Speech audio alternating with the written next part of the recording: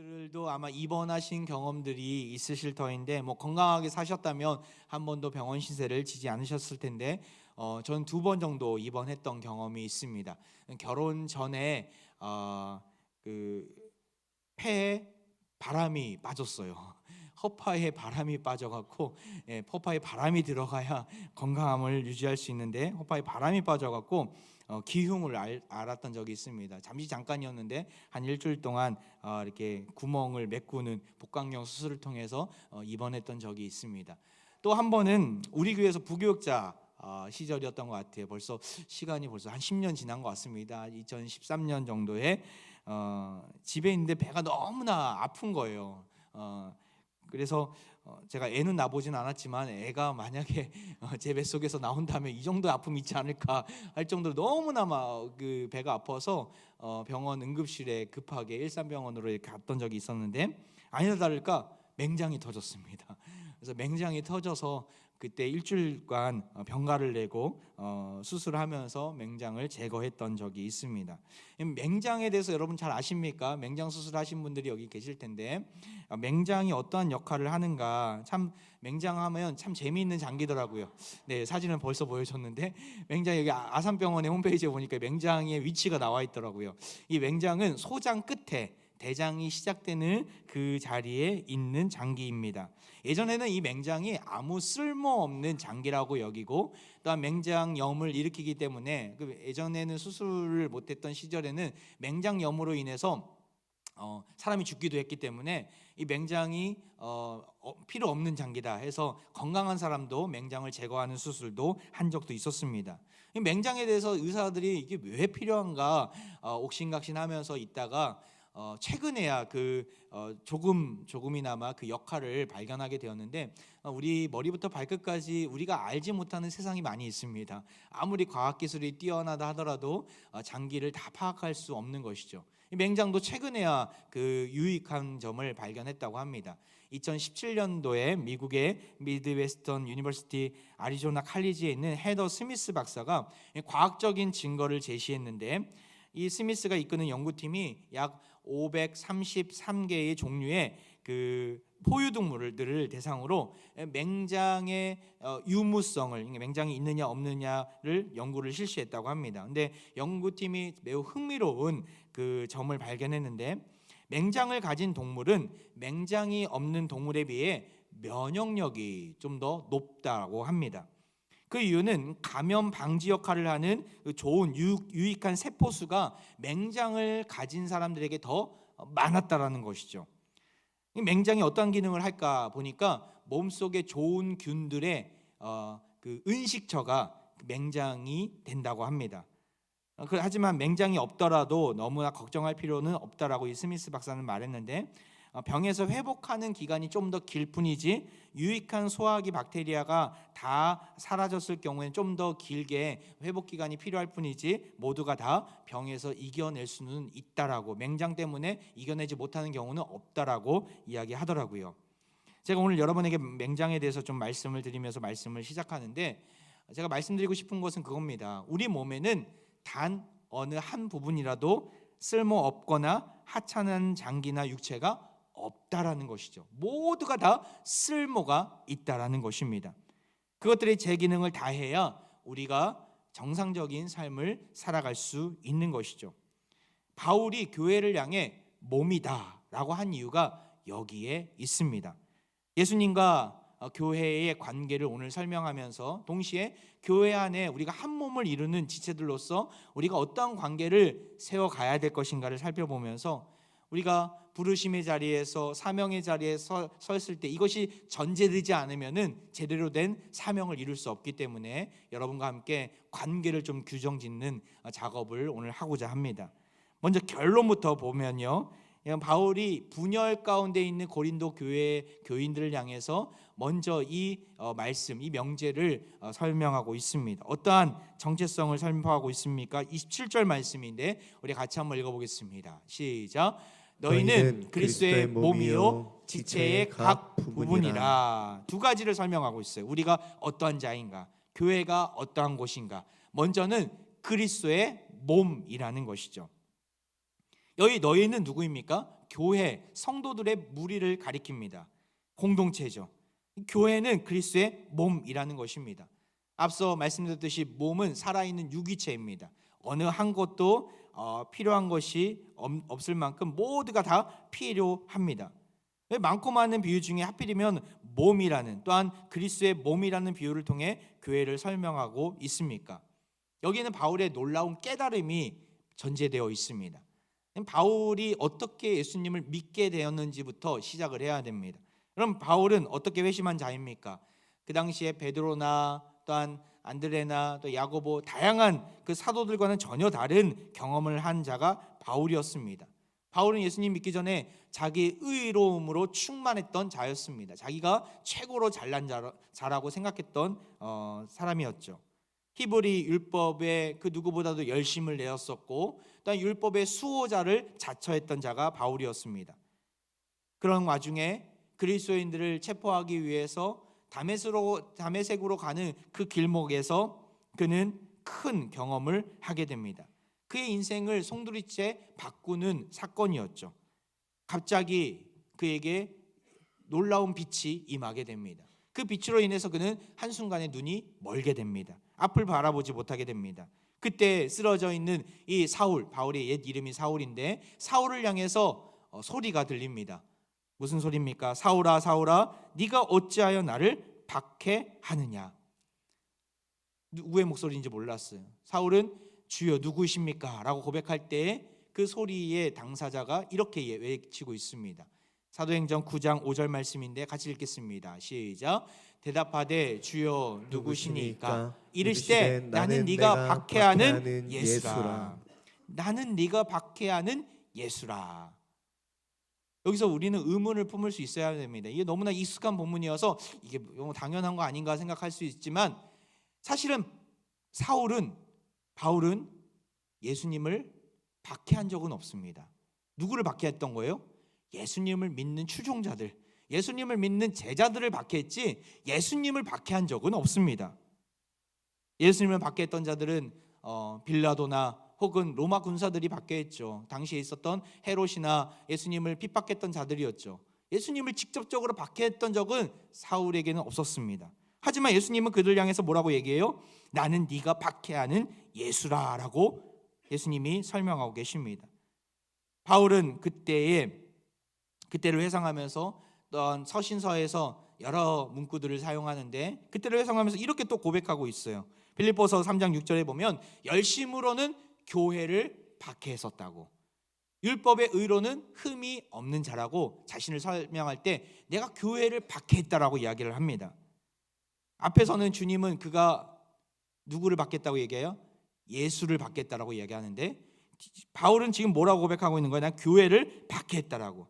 여러분, 이것은 우리를 매칭시킬 수 있어야 됩니다. 바울은 깨달은 거예요. 바로 예수님과 제자들의 관계를 알고 있었습니다. 무슨 말입니까? 예수님이 그 제자들 가운데 들어와 역사하신다라는 것이죠. 우리가 그리스도인들과 교제하고 있다면 우리는 누구를 만난 겁니까? 예수님을 만나는 것입니다. 예수와 교회를 어떻게 보면 동일 개념으로 지금 오고 가면서 성경은 우리에게 가르쳐주고 있는 것입니다. 그리스도인들은, 또한 교회는 성찬 공동체입니다. 여러분, 성찬식 할 때 어떤 마음으로 성찬식 하십니까? 나의 모든 죄악들이 예수 그리스도의 보혈로 깨끗이 씻어 내려가는 것을 우리가 고백하면서 나아가는데, 그렇습니다. 성찬이 무엇입니까? 은혜의 방편이자 예수 그리스도의 임재를 신비하게 담고 있는 상징입니다. 성도들은 성찬을 통해서 예수님의 피와 살을 먹고 마시면서 예수님을 만나게 됩니다. 그리고 하나됨을 누리게 됩니다.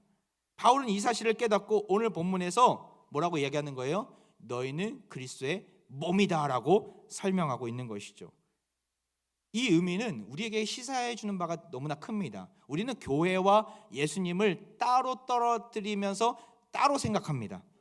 하지만 그렇게 어떤 이들은 나는 예수님은 믿어, 하지만 교회 공동체에 나가는 거는 다른 얘기야. 난 예수님을 열심히 믿지만 교회에 나가는 것은 원하지 않아, 이렇게 말하는 분들이 있어요. 성경은 동일 개념으로 이야기하고 있습니다. 주님과 바울은 그렇게 생각하지 않는다라는 거예요. 그리스도의 몸은 교회라는 것이죠. 교회 안에서 주님을 만나고 교회 안에서 주님의 살아계심을 경험하고 교회 안에서 주님의 주되심을 인정한다라는 것이죠. 그렇게 우리는 교회를 통해서, 우리 모임을 통해서, 우리를 통하여 예수 그리스도가 우리의 주되심을 증거해야 하는 것입니다. 토마스 오든이라는 신학자가 이런 얘기를 그 책에서 기록했는데요, 제가 한번 읽어보면요, 예수님은 교회라는 공동체를 세우신 다음에 떠나신 분이 아니다. 오히려 예수님은 지금도 그 공동체에 계시며 역사의 각 시대마다 교회에 꼭 필요한 본질로서 존재해 오시는 분이다. 무슨 말입니까? 예수님이 교회를 세우시고 떠나셔서 니네들이 알아서 살아라 하지 않으셨다라는 거예요. 이 땅 가운데 성령님을 보내주셔서 여전히 교회에 존재하고 계시고 교회를 통하여 말씀해 주시고 교회를 통하여 하나님의 사랑을 경험케 하신다는 것이죠. 그렇게 우리는 늘 교회 안에 머물러 있어야 됩니다. 이것이 주님이 원하시는 일입니다. 교회는 그리스도의 몸이기 때문에 예수님께 절대적으로 의존해야 합니다. 우리가 흔히 말하면서 성경 말씀을 인용하며 예수님은 교회의 머리가 되신다라고 이야기하지 않습니까? 맞습니다. 근데 머리라는 의미가 우두머리라는 의미도 있지만 히브리적인 개념 속에서 어떤 의미가 담겨져 있냐면 근원이다, 기원이 된다라는 의미가 담겨져 있습니다.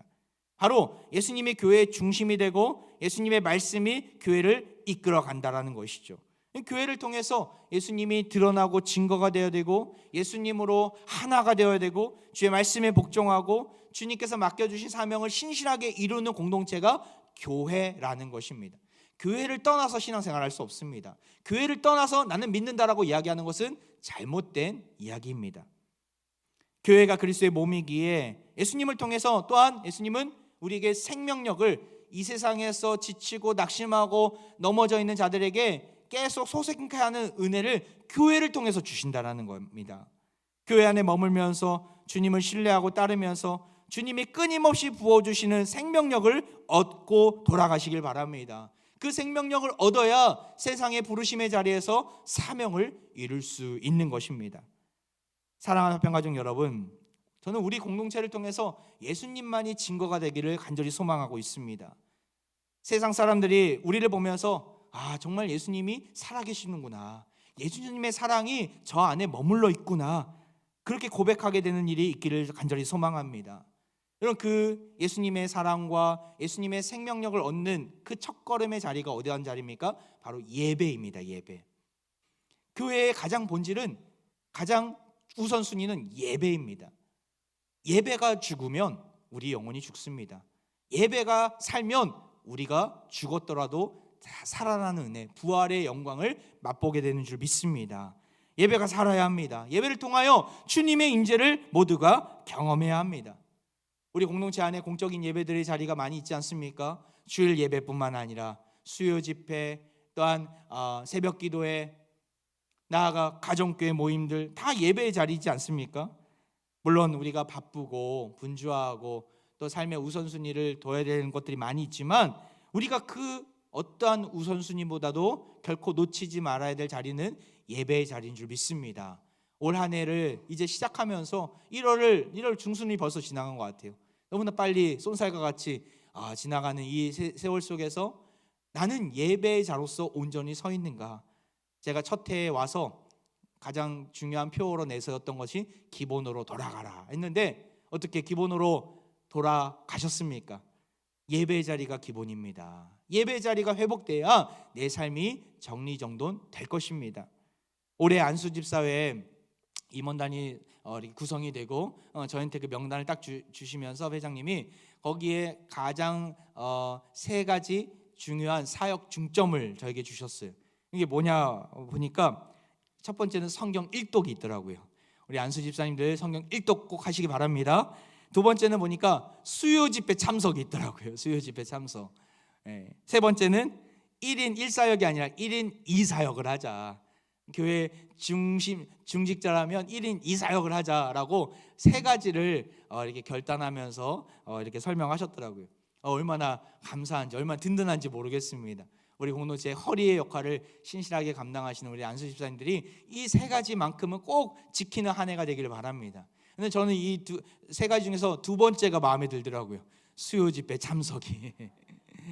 제가 수요 집회 때 요즘에 기도회 설교는 이제 우리 돌아가면서 하지만 기도회 인도만큼은 제가 좀 하려고 노력하고 있는데 보겠습니다. 하나님이 보십니다. 수요 집회 참석, 정말 수요 집회 때 요즘에 기도의 자리에서 또 하나님께 부르짖으면서 나아가는데 얼마나 감사한지, 자기 자신의 기도 제목을 가지고 온 것뿐만 아니라 공동체를 위한 기도, 또 우리 주변의 연약한 지체들 환우들을 위한 기도, 또 나라와 민족을 위한 기도의 자리에 서서 함께 모여 기도하는 이 자리가 얼마나 소중한지 모르겠더라고요. 선교지에 있을 때 가장 그리웠던 자리가 기도의 자리였거든요. 근데 우리 공동체가 이 기도가 살아나고 또 하나님 앞에 온 마음 다해서 목 놓아 기도하는 그 자리가 살아나니까 얼마나 감사한지 모르겠더라고요. 본당이 오픈이 되고 주중에 보면 여러 생각하지 못한 분들이 많이 오셔서 기도하고 계시던데, 어떤 한 분이 그런 얘기를 하시더라고요. 목사님, 이렇게 기도하고 싶은데 나 기도할 때 눈물이 많이 나는데 휴지가 좀 있었으면 좋겠습니다. 휴지가. 그렇구나. 휴지가 필요하구나. 제가 그래서 휴지를 비치해 놨습니다. 옆에 휴지 있죠? 예, 저 휴지 있잖아요. 거기 끝에 12군데 휴지를 비치해 놨어요. 주변에. 휴지 얼마든지 쓰시기 바랍니다. 대신 쓰레기는 가져가십시오. 자기 집으로. 교회에 버리셔도 됩니다. 눈물이 회복이 되어야 돼. 눈물이. 내가 정말 눈물을 흘리며 하나님 앞에 기도하고 하나님 앞에 전심으로 나아갔던 적이 언제였습니까? 그것이 혹 오랜 시절의 옛날 옛적 이야기로 있다면 다시금 하나님 앞에 예배 자리에서 기도의 자리에서 눈물을 회복하고 주님이 나의 주 되심을 고백하면서 내 인생을 이끌어 달라고, 내 인생을 붙들어 달라고 기도하며 나아가길 바랍니다. 그러할 때 하나님께서는 우리 인생을 회복시켜 주실 것입니다. 새벽 기도의 자리가 3층에서 2층으로 내려왔어요. 인원이 많아져서 내려온 건 아니고요. 네, 3층에 음향 시스템이 약간 이상이 생겨서 2층으로 내려왔는데 2층이 내려오니까 너무나 좋은 거예요. 3층에는 조금 비좁은 감이 있었거든요. 2층으로 오니까 더 많은 분들이 오시더라고요. 함께 새벽에 기도하고 한 테이블에 한 분씩 딱 앉아서 기도하시는데 얼마나 뿌듯한지, 얼마나 감사한지 모르겠습니다. 기도가 필요한 시대입니다. 내 기도뿐만 아니라 이 세상을 위해서 기도해야 될 시대 아니겠습니까? 전쟁이 있고 여러 자연재해로 고통받는 세상을 위해서 하나님이 속히 주님이 오시기를 간절히 바라는 마음으로 기도해야 될 때입니다. 기도의 자리를 지키시고 기본으로 돌아가시길 바랍니다. 예배 자리를 소중히 여기시고 기본으로 돌아가시길 바랍니다. 그러할 때 우리 인생이 바뀌게 될 줄 믿습니다. 예배 자리, 주님을 만나는 자리를 최우선순위로 둘 때 결코 주님은 우리를 나몰라라 하지 않으실 것입니다. 살아있는 예배 공동체가 될 때 우리 화평 공동체는 그리스도의 몸임을 온전히 드러나게 될 것입니다.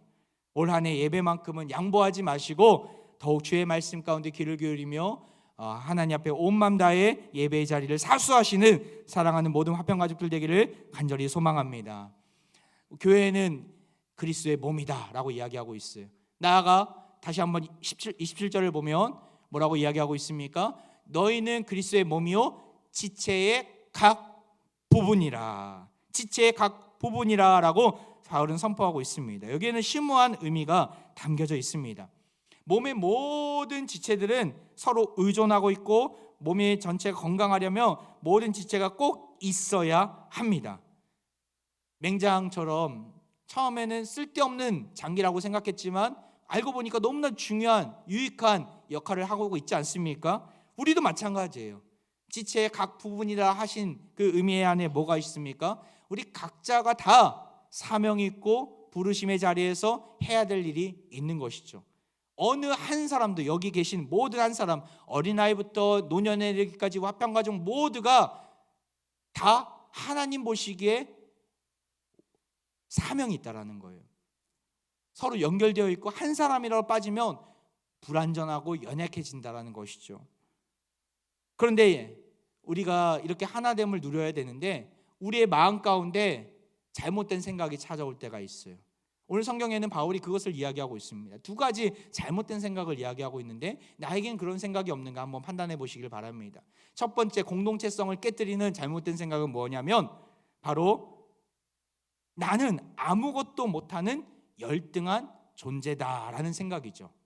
나는 아무것도 할 수 없고 공동체에 쓸모가 없는 자다라고 생각하는 마음이 잘못된 생각입니다. 제 말이 아닙니다. 여기 고린도전서 12장 15절 16절에 나와 있는데 제가 이 개역개정 성경이 조금 어려워서 쉬운 성경으로 한번 이렇게 넣어봤습니다. 제가 읽어보겠습니다. 발이 나는 손이 아니므로 몸의 일부가 아니다라고 말한다고 해서 발이 몸의 일부분이 아니라고 하겠습니까? 귀가 나는 눈이 아니므로 몸의 일부가 아니다라고 말한다고 해서 몸의 일부분이 아니라고 하겠습니까? 이 말이 무슨 말인지 아시겠습니까? 발이 손을 보면서 야, 부럽다. 어떻게 이 물건을 이렇게 한 번에 잡을 수 있지? 야, 내 발가락으로 막 움직여도 그렇게 물건 잡는 것이 너무나 쉽지 않아. 야, 손 너 너무나 부럽다. 나는 이 몸 안에서 쓸모없는 존재야. 나도 손처럼 너처럼 살고 싶은데 나는 그렇게 할 수가 없어. 나는 아무런 힘이 없어. 나는 쓸모가 없어. 이렇게 여긴다는 것이죠. 귀도 마찬가지예요. 눈을 보면서 야, 눈 어떻게 볼 수 있냐? 나도 좀 보고 싶다. 나는 눈이 너처럼 볼 수가 있는 존재가 아니야. 나는 그렇기에 몸의 일부분에 속하지 않아. 이렇게 말한다는 것이죠. 하지만 바울은 단호히 말합니다. 발과 귀도 몸의 일부임을, 그 주어진 역할과 사명이 있다라고 이야기한다는 것이죠. 여러분, 우리도 마찬가지지 않습니까? 우리에게 가끔가다 문득 드는 생각은 뭐예요?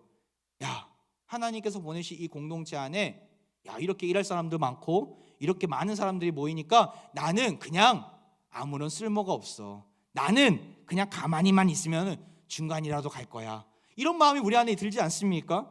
자기를 비하하고 대중 가운데 묻혀 지내는 것이 가장 지혜로운 일이라고 착각할 때가 있어요. 그래서 썬데이 크리스천의 자리에 머물러 있는 우리 자신의 모습을 볼 때가 있습니다. 여러분, 그것은 결코 하나님이 원하시는 모습이 아닙니다. 은둔형 크리스천의 모습은 결코 하나님이 우리에게 보여주신 모습이 아닙니다. 하나님 우리에게 어떤 모습을 보여주셨습니까? 세상의 빛으로 소금으로 그 역할을 다하라라고 말씀하시지 않았습니까? 근데 나 능력이 없는 것 같아요. 어떻게 해야 합니까? 우리의 능력은 우리 안에서 나오는 것이 아님을 알아야 합니다. 우리의 능력은 성령님께서 주시는 것이죠. 성령님께 능력을 구하며 나간다면 우리 자신의 연약함과 부족함을 보면서 실망하는 것이 아니라 더욱 성령님을 붙들며 나아갈 수 있습니다. 사랑하는 화평가족 여러분, 이런 영적 열등감의 자리에서 일어서시길 바랍니다. 내 힘으로 안 되는 것이 있다고 좌절하지 마시고 실망하지 마시고 내 힘으로 안 돼도 하나님이 함께 하시면 됩니다라는 믿음을 가지고 주님과 늘 동행하면서 주님께 늘 그 능력을 구하면서 섬김과 헌신의 자리로 나아가시길 바랍니다. 교회 안에뿐만 아니라 가정 안에서 직장 안에서도 마찬가지입니다. 그러할 때에 하나님께서는 필요한 능력과 모든 물질과 시간과 건강을 허락해 주실 것입니다. 저에게 가끔가다 제가 성도님 이런 일을 하시면 참 좋겠습니다라고 이야기할 때 목사님 전 능력이 없어요. 저는 그것을 할 수 있는 그릇이 안 됩니다라고 말씀하는 분들이 있습니다. 그때마다 저는 이렇게 얘기합니다. 성도님 저를 보세요. 저 담임 목사로서 제가 능력이 있어서 여기 있는 게 아니잖아요. 하나님이 불러주셔서 하나님께 살려달라고 기도하면서 감당하는 거지 제가 능력이 있어서 이 자리에 있는 게 아니잖아요. 저를 보세요라고 말할 때가 참 많이 있습니다. 열등감과 무력감의 자리에서 계신 분들이 있습니까? 우리가 자격이 있어서 능력이 많아서 이 자리에서 섬기는 것이 아닙니다. 하나님이 주시는 은사들이 다 있을 거예요. 은사가 없다면 저를 찾아오세요. 제가 알려드릴게요. 무슨 은사가 있는지. 은사가 다 있어요. 달란트가 다 있어요. 내가 용기가 없어서 하나님을 의지하는 믿음이 없어서 못 나서는 것뿐이지. 부르심의 자리에서 믿음을 가지고 담대히 나아가시길 바랍니다. 이 영적인 열등감 우리가 조심해야 될 것입니다. 또한 하나 더 있어요. 바울은 한 가지를 더 이야기하고 있습니다. 바로 무엇입니까? 그 두 번째는 나는 모든 것을 할 수 있는 우월한 존재다. 교만한 생각이라는 것이죠. 이것이 공동체성을 깨뜨리고 또한 우리가 부르심의 자리에서 제대로 사명을 감당하지 못하도록 방해하는 생각입니다. 영적인 열등감도 무섭지만 영적인 교만함도 무서운 죄악임을 알아야 합니다. 바울은 이렇게 영적인 교만함을 이렇게 지적하고 있는데요. 고린도전서 12장 21절에 보면 눈이 손에게 너는 내게 필요 없어라고 할 수 없으며 머리가 발에게 너는 내게 쓸데없어라고 말할 수 없습니다. 무슨 말입니까? 눈이 손에게 야, 너 쓸모없는 거잖아. 너 볼 줄도 모르잖아. 너는 아무런 역할도 하지 못해라고 정죄할 수 없다라는 거예요. 만약 손이 없는 눈만 있는 사람이라고 생각해 보십시오. 아무리 맛있게 보이는 것이 있다 하더라도 그것을 집을 수 있습니까? 집을 수 없어요. 그것을 먹을 수 없어요. 누가 가져다 주지 않는 한은. 나아가 머리만 있고 발이 없다면 어떤 일이 벌어집니까? 내가 가고 싶은 곳이 막 보이는데 그곳에 가고 싶은데 내 발 스스로 걸어갈 수 없죠. 발이 없으니까. 누가 대신 데려다 주어야만 합니다. 눈만 있고 머리만 있는 사람은 아무것도 할 수 없습니다. 무슨 말입니까? 눈도 있어야 되고 손도 있어야 되고 머리가 있다면 발도 있어야 된다는 것이죠. 같이 가야 살 수 있는 것이고 같이 가야 사명을 이룰 수 있는 것입니다. 서로 다른 역할, 은사가 있다고 해서 우리가 서로 부러워할 필요도 없고 또한 내가 다른 사람보다 월등한 놀라운 달란트가 있다고 해서 교만할 필요도 없습니다. 우리는 늘 내가 없는 당신은 불완전합니다. 당신이 없는 나는 불완전합니다. 이렇게 얘기할 수 있어야 돼요. 내가 있고 당신이 있으니까 완전해지는 것이죠. 그리스도의 몸을 이룬 하나된 교회 안에서 서로 간의 고백이 이루어야 합니다. 교만의 자리에서 벗어나야 온전한 공동체를 이룰 수 있습니다. 우리 안에는 단 한 사람도 완벽한 사람은 없습니다. 최근에 외국에서 사시다가 오신 성도님 가정을 신방한 적이 있는데 외국에 살면서 다양한 한인분들을 만나셨다고 하더라고요. 근데 어떤 분하고 만났는데 그분하고 대화 속에서 충격을 받으신 거예요. 그분이 이야기를 하시는데 보기에는 보통 사람 같고 어느 크리스찬처럼 신앙도 열심을 가지고 신앙생활을 하시는데 대화를 나누니까 전혀 딴 세상에 사는 사람이라고 하더라고요. 어떤 이야기를 했냐면 그 상대방이 내가 음식을 만드는 어떠한 외국인 도우미가 있었는데 피부색이 까만 거예요. 손도 까맣겠죠. 그런데 그 피부색이 까마니까 더럽다라고 생각을 하는 거예요. 그리고 그 까만 손으로 만든 음식도 더럽다라고 안 먹겠다라고 말한 것이죠. 아무리 이해를 시켜도 자신만의 논리에 갇혀서 그런 선입견에 편견에 차별의 자리에 섰던 모습을 보면서 그분하고 상종하는 게 쉽지 않았노라고 그런 얘기를 하시더라고요. 그 외국인을 차별했던 그 사람처럼 우리에게도 그런 연약함들이 있지 않습니까? 우리도 그렇게 쉽게 잘못을 범할 때가 있어요. 겉모습을 보면서 어떤 편견과 선입견을 가지고 사람을 판단하고 그리스도의 사랑이 아닌 내가 가진 기준으로 잣대로 평가하는 모습들이 우리 안에 있을 수 있습니다. 다른 것은 틀린 것이 아닙니다. 다른 것은 잘못된 것이 아닙니다. 서로 다른 것을 인정하는 것이 건강한 자인 것이죠. 교회 안에서는 더욱더 그래야 합니다. 다양한 사람들이 모여서 함께 예배하고 신앙생활하고 하나님이 보내신 분들이 귀한 동역자들로 만났다면 다름을 인정할 수 있어야 합니다. 이렇게 많은 성도들이 각자가 다 역할이 있고 은사가 있고 사명이 있는 것이죠. 나아가 내가 없는 은사를 다른 사람이 가졌다고 부러워할 필요도 없고 질투하거나 시샘할 필요도 없습니다. 내가 놀라운 은사를 가졌다고 교만함으로 다른 사람들을 비교하거나 지적할 필요도 없습니다. 우리는 서로가 다 필요한 존재들입니다. 우리 옆에 분에게 한번 이렇게 고백할까요? 당신이 필요합니다. 그대가 필요합니다. 네. 요즘에 집사람이 항상 저와 함께 사역들도 하고 또 집안일도 전 자녀들 이렇게 케어도 하고 있는데 집사람 없었다면 나는 못하겠다, 아무것도 못하겠다 생각을 많이 하게 됩니다. 우리에게 믿음의 짝꿍들이 있다면 짝꿍이 필요하고 가족들이 필요하고 나아가 믿음의 동역자들이 필요한 것이죠. 하나님이 붙여주시고 만나게 하시고 함께 교회를 이루어가게 하시는 특별한 이유가 있습니다. 서로를 돌보며 서로 섬기며 살아가야 합니다. 말씀을 마무리하면서 작년 여름에 우리 정견수련 때 참 강사 목사님들을 통해서 귀한 말씀을 들었는데 이 오늘 말씀을 준비하면서 그때 말씀을 전하신 황유성 목사님의 멘트가 생각이 나더라고요. 설교 시간은 길었지만 그 메시지는 간결했습니다. 무엇이었습니까? 싸우지 맙시다. 싸우지 맙시다. 이 6글자 싸우지 맙시다. 이 6글자가 저희 뇌리에 박혔어요. 여러분 싸우지 마시기 바랍니다. 싸움이 없기 때문에 이야기를 하는 거예요. 만약에 싸움이 일어났다면 이런 얘기를 못해요. 왜냐하면 오해할 수 있고 목사님이 나한테 지적하나 보다 이렇게 얘기할 수 있으니까, 상처받을 수 있으니까. 싸움이 없기 때문에 제가 정말 화평하기 때문에 이야기를 하는 겁니다. 올 한 해 싸울 시간이 어디 있습니까? 사랑할 시간도 부족한데 온 힘을 다해 사랑하시고 서로의 연약한 부분들을 인정하시고 다름을 인정하시고 나는 영적인 열등감에서 영적인 우월감에서 벗어나서 정말 성도들 나에게 주신 믿음의 동역자들과 함께 온 힘을 다해 하나님 나라를 이루어가는 데 애쓰시길 바랍니다. 싸우지 마시기 바랍니다. 우리 옆에 분에게 다시 한번 싸우지 맙시다.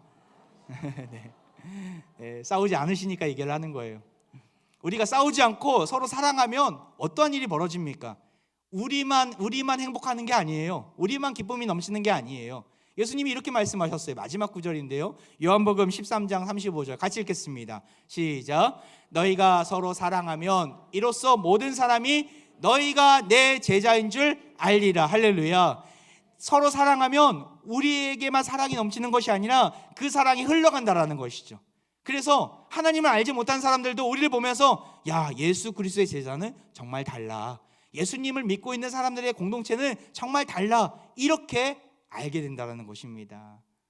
자연스럽게 전도가 되는 거죠. 자연스럽게 하나님의 영광이 드러나는 것이죠. 우리의 정체성 아닙니까? 우리의 삶의 목적 아닙니까? 하나님의 영광을 드러내는 거, 예수님의 제자임을 드러내는 거. 우리가 서로 사랑할 때 일어나는 일입니다. 올 한 해 마음껏 사랑하시고 마음껏 주님 앞에 나아가서 주님의 주되심을 인정하면서 그리스도의 몸으로서 지체의 각 부분으로서 그 아름다운 교회를, 하나님이 원하시는 공동체를 이루는데 나아가는 사랑하는 모든 화평가족들 되기를 주의 이름으로 축원드립니다. 이제 우리 함께 찬양하며 나아가는데요. 슬픈 마음 있는 자, 몸과 영혼 병든 자, 주님 앞에 나아갈 때 하나님의 놀라운 영광을 보게 될 줄 믿습니다. 예수 이름 앞에 그 능력이 있음을 고백하면서 함께 찬양으로 나아갑니다.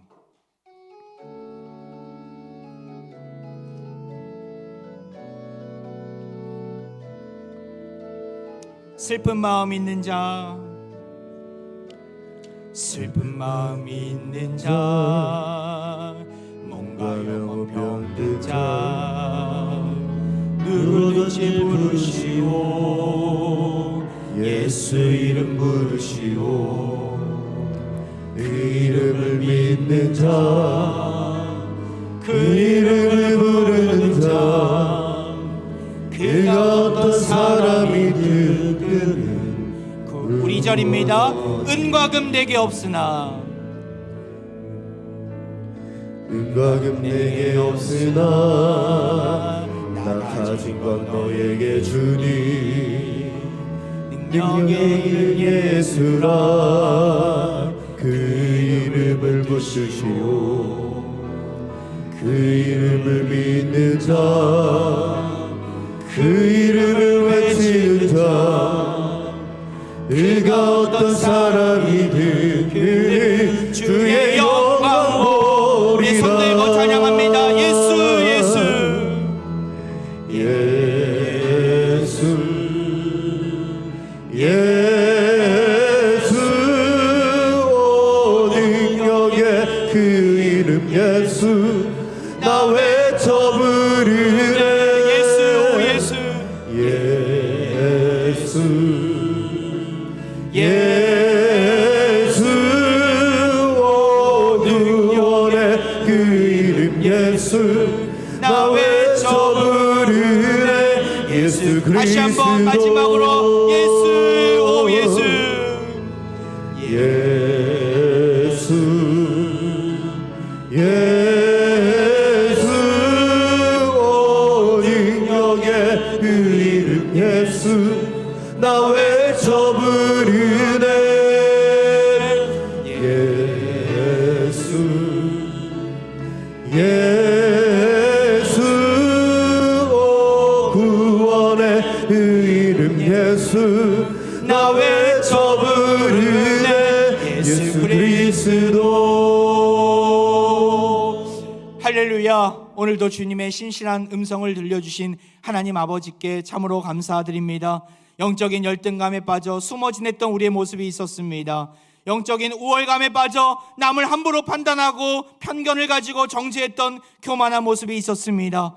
이 시간 우리의 연약함을 내어놓으며 주님 앞에 나아가오니 우리를 불쌍히 여겨 주옵소서. 다시금 온전한 교회로 그리스도의 몸으로 세워 주옵소서. 그리스도 안에서 하나 되게 하시고 서로 섬기고 사랑할 줄 아는 마음을 부어주셔서 우리 공동체를 통하여 예수 그리스도가 증거되게 하시고 예수님의 제자임을 세상이 알게 되는 은혜가 있게 하여 주옵소서. 이 시간 병든 육체와 상한 마음 위에 손을 얹고 기도합니다. 이 시간 예수 그리스도의 이름으로 간절히 기도하오니 모든 질병에서 우리를 자유케 하여 주옵소서. 그러나 이 모든 일에 우리를 사랑하시는 이로 말미암아 우리가 넉넉히 이기느니라. 우리가 넉넉히 이기느니라. 이 시간 패배와 좌절 가운데 있는 우리 마음 가운데 넉넉히 이기게 하시는 주의 놀라운 권능을 경험케 하여 주옵소서. 우리들의 몸의 질병과 마음의 아픔을 속히 낫게 하여 주시고 주의 강한 오른팔로 붙잡아 주옵소서. 의심치 말고 굳건한 믿음을 가지고 이 고난의 때를 잘 이기게 하옵소서. 고난 많은 이 땅 위에 온몸으로 우리에게 사랑을 보여주신 예수 그리스도 이름으로 간절히 기도하옵나이다. 아멘.